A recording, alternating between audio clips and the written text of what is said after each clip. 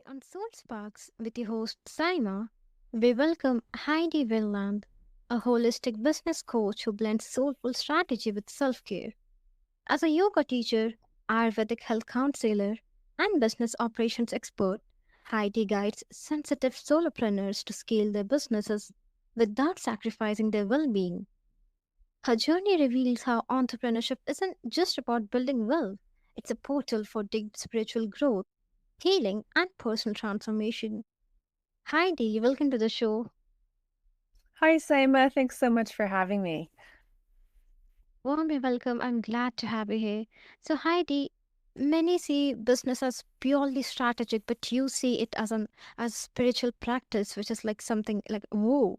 So, how did yoga and Ayurveda, first shape your approach to entrepreneurship?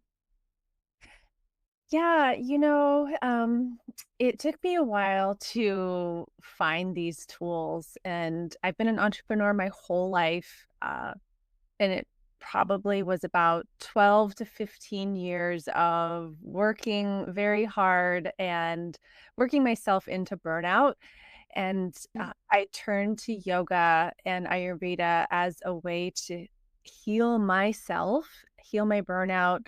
And it really opened up a whole other pathway for me of not just how to take care of myself as an individual, but how I thought about showing up as an entrepreneur and understanding what I needed in order to be able to work in my business, have the impact I want, and feel good, not feel stressed out, not feel burned out, but instead, um, really what it's become is using my business to learn how to actually like live in a more aligned and grounded way.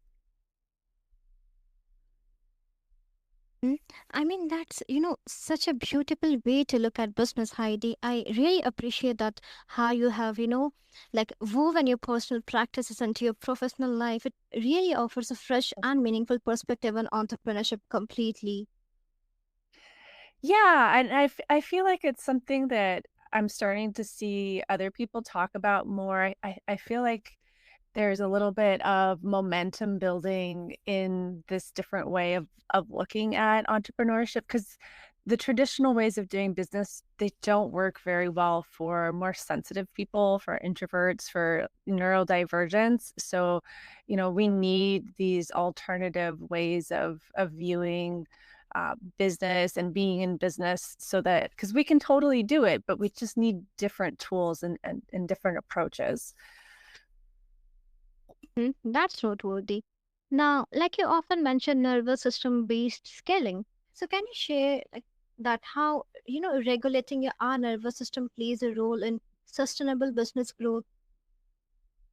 Yeah, so when it comes to growing and to scaling, essentially what you're doing is you're moving from a place where you are comfortable and steady and you have the skills both in terms of concrete business skills and like ways of being for the most part that work really well for where you're at.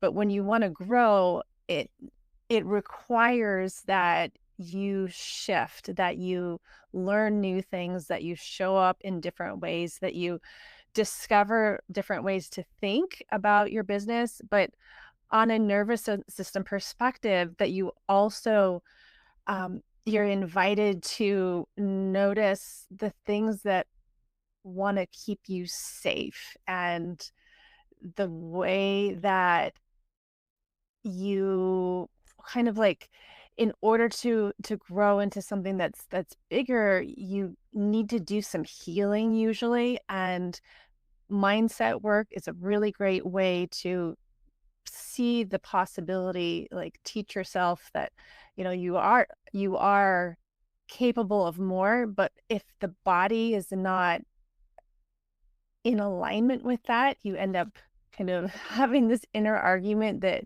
makes it really hard to grow. So I see that nervous system awareness as fundamental for being able to scale and do things on a bigger level.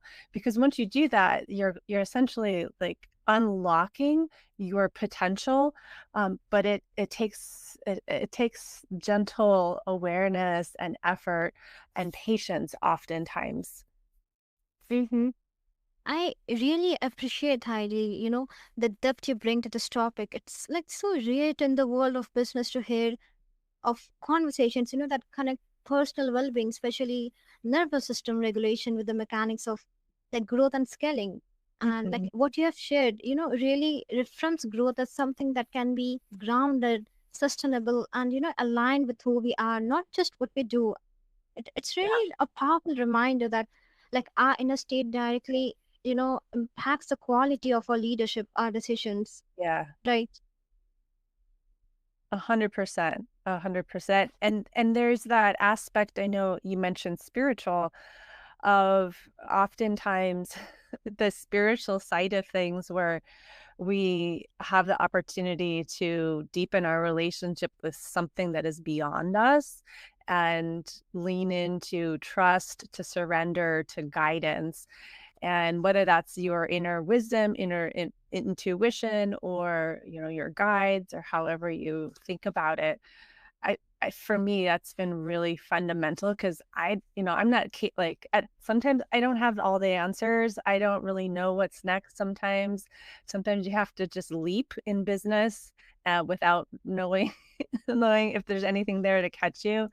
So having that spiritual support is really helpful to get through those more challenging times.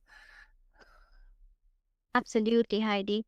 Now, like ritual seems to play a big role in your personal practice. So I'm really, curious to know that what is your one personal daily rituals that helps you stay grounded? Oh gosh, I have so many different things that I do. I would say these days it's really being conscious about having space to rest or to just be. So in the evening I have time, like limits for being on the computer, and I have a really nice ritual before going to bed of slowing down, meditating, maybe doing some journaling, and giving myself a lot of time in bed so I can sleep. And then I do that on the other side. So I wake up and I do a little bit of self-care and then morning yoga and journaling that helps me kind of work through the stuff in my brain and get my body moving. And then I sit down to work. I have like, I've got like incense and crystals here sometimes that I connect to right by my laptop so that this workspace also feels more nourishing. It's not just about logging into email, but really creating a place where I feel relaxed and ready to do some good work.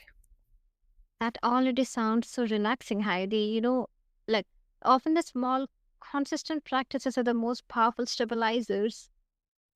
Yeah, yeah, exactly, and it's the like, consistency over time. I mean, I have been working on these habits for probably almost 10 years, so this is what works well for me. For someone else, it might be something different, but I think the key is really having patience to find what works well and not needing to be like, "Oh, Heidi said this, so I should go do this," and forcing it on on yourself, but finding what feels really nourishing and works for your schedule. Hmm.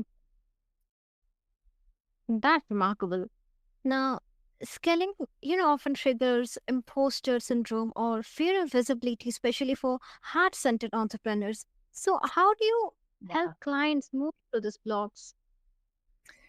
Yeah, so that oftentimes, comes back to somatic work, to the nervous system, where building awareness on how what you're noticing in your body, how and then practices to feel into that so that instead of what we tend to do is we ignore the stress that we feel, and we either force ourselves to be visible, do some, do a reel or a post, and we get into this habit of, okay, in order to be visible, I have to force myself. So really looking at what those patterns are and interrupting them so that you take the time to like notice, okay, my body is in a stress response, and having a few exercises, whether it's breath or emotional processing. I have a few things that I can lead people through to help move that stress to downregulate the nervous system, so that then you can do the marketing from a place that feels less stressed, and you start to it makes it easier for you to access the other side of why you're doing it, which is you want to help people, you're feeling inspired, or you're leaning into thought leadership. So, part of that is also having a vision for how, like, what is this bigger version of yourself? What does she do? How does she feel? And training the mind also through mindset work to make that feel more true to you. Mm, That's so real, Heidi, and I too feel that so many people listening can probably see themselves in what you have just described.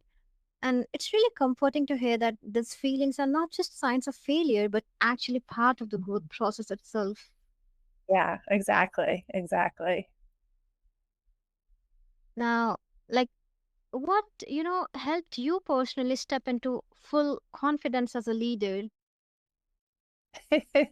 Well, I would say this is always something I'm working on. Um, but it's, part of it has been r recognizing that it can feel hard, and having a lot of compassion for myself. And being flexible. So there's some moments where it's easy for me, and there's other moments where it feels hard, where I have, self-doubt, or I have low energy. And so leaning into my tools is super helpful. Working with other coaches, I have a few different coaches that I work with that helps, that's like a space I can show up, and I know that in a half an hour we're going to have a conversation or an experience that shifts how I feel. And then, like I said, before, that rest piece of making sure that I am building rest into my day. And oftentimes that includes yoga or time in nature, so that my nervous system feels really nourished and can do harder things. So from that place, it's easier for me to do something that might feel like a stretch, like reaching out to people individually, or putting energy into a launch. Um, and also is like, yeah, that comes back to compassion, having grace of like, if I plan something, it's okay if it shifts along the way. I think for a long time, I had a um, very strict vision of what success looked like. I had to check all the Mhm. boxes, follow all of the steps, meet the goals perfectly. And if I didn't, that was a failure. So, really redefining that and celebrating every little step along the way as success, that right there has been a really powerful shift to help me feel more like the leader that I am.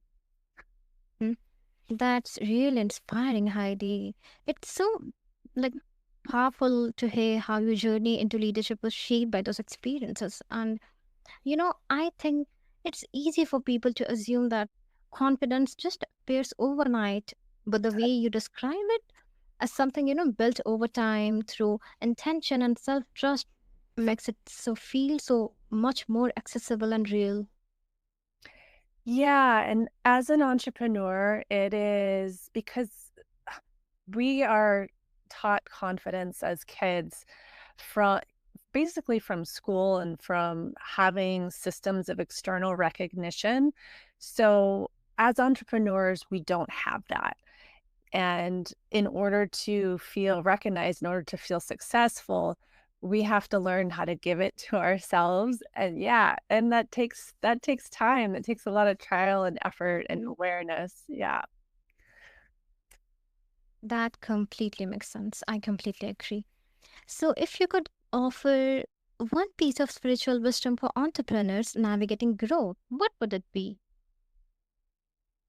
Hmm. One piece of like what would be something super powerful? Um, I think giving yourself permission to let go of strategies, whether that's the way you do things or the way you think about things that don't feel deeply aligned or resonant with who you are, and permission to lean into how you work best. And, sometimes we kind of know. Sometimes it's helpful to have a system like human design or Myers-Briggs, or, have a person, a coach that can reflect back to you of, okay, these are some ideas of how you actually might work differently, and play around with them, because we are such different beings that, like, when it comes to how you structure your workflow, structure a launch, how you show up in your messaging, like, there is a way that fits you better than a lot of the other ways that we're exposed to, especially with the high profile business gurus. So, um, I would suggest that, like, finding an aligned way to be in business is one of the most powerful things to creating sustainable growth that feels really, um, really good in your body. Mm-hmm. Like, as you said, giving ourselves permission to lean into how we naturally work feels really simple, yet it's, something so many of us forget, especially in a world that constantly tells us to fit into certain molds or hustle in a particular way, right? Yeah, yeah, and especially if you're coming from corporate. I've worked for myself my whole life, so I haven't had this experience exactly, but, in corporate, you learn how to work in a way that is the preferred way. You might have targets to hit, or like very rigid structures, and and when you're working for yourself, you don't have that. So that, which is lovely and also highly challenging, because you get to figure it out. Hmm? That, I feel that such a freeing reminder that there's no one right way to grow a business. It can and should look different for everyone. And that kind of self trust really is a spiritual practice in itself. Yeah. Yeah. I love, like, why not make it a spiritual practice? It's like when we separate these things, we kind of separate ourselves. We have our personal self, our spiritual self, our work self, and instead, I like to think of, like, the business is where we can bring it all together. Yes, absolutely. You know, so like what you have shared is such a freeing reminder. I'm really curious to know that was there a moment in your own journey when you fully gave yourself that permission, or did it unfold gradually over time? Um, I think that has been part of my burnout healing journey. I definitely started working for myself, like, from a place of having very little boundaries, being very perfectionist, and I mean, I didn't really, you when you start business, you don't in most of us aren't trained in business, and so we figure it out along the way. And um so I think I was doing things in a way that wasn't sustainable and didn't really feel like me. I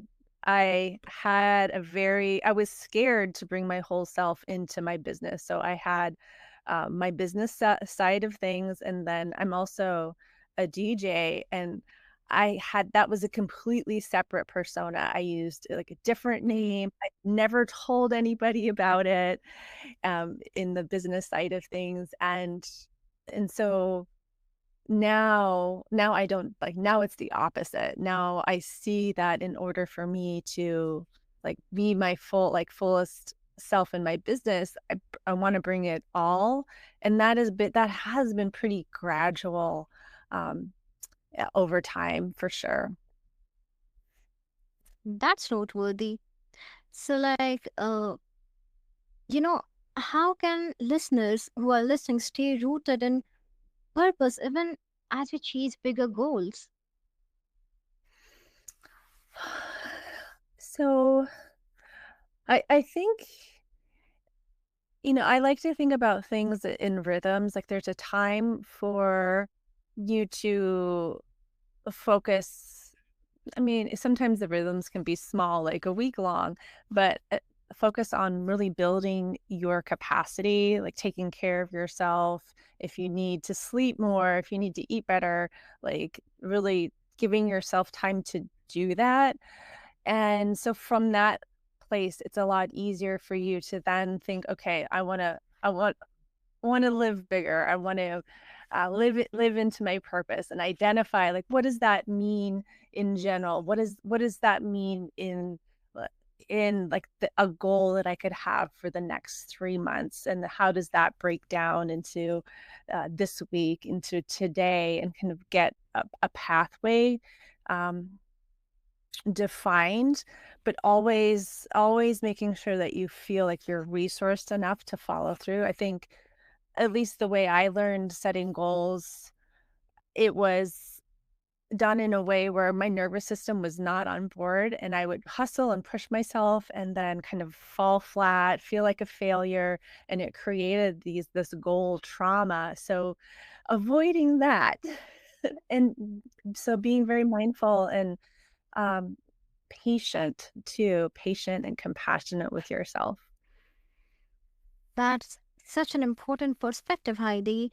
It's like so easy to get caught up in the momentum of chasing bigger goals and, forget why we started in the first place. And like staying connected to that deeper why really does help the journey meaningful, not just busy, right? Yeah. Yeah, exactly.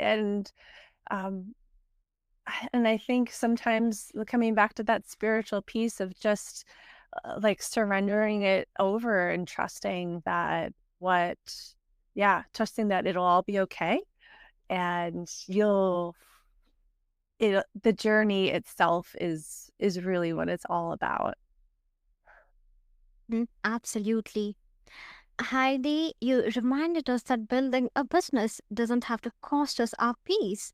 When strategy and soul work together, entrepreneurship becomes not just a career, but a sacred journey from home to ourselves. May you scale with ease, grace, and deep alignment. Until next time, stay sparked. This is your host.